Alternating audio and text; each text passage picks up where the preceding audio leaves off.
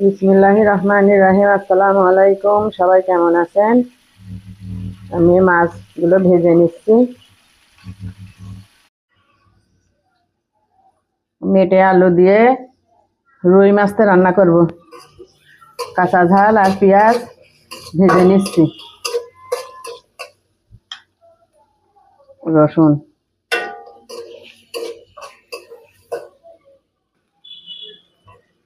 ধনের গুঁড়ো, জিরে, লবণ, ঝালের গুঁড়ো সব দিয়ে দিলাম। গুঁড়ো মশলাগুলো দিয়ে ভেজে নিয়ে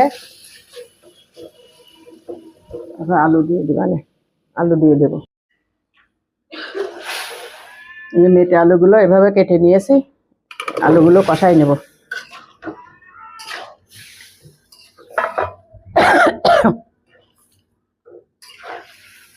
সুন্দর করে কষাই নেব। মাছগুলো দিয়ে দিলাম, আলু সিদ্ধ হয়ে গেছে, সুন্দর, খুব সুন্দর আলু, একদম গলে গেছে। মেটে আলু কে কে পছন্দ করেন মেটে আলু?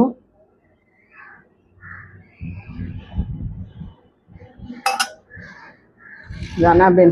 সুন্দর আলুগুলো, আলু রান্নাটা আমার হয়ে গেছে। দেখেন কত সুন্দর কালার হয়েছে। একটুখানি ঝোল রাখতে, আলু রান্না শেষে ঝোল এঁটে যায়। মেটে আলু রান্না করে রাখলে ঝোল এঁটে যায় পরে, এই জন্য একটুখানি ঝোল আমি রাখবো।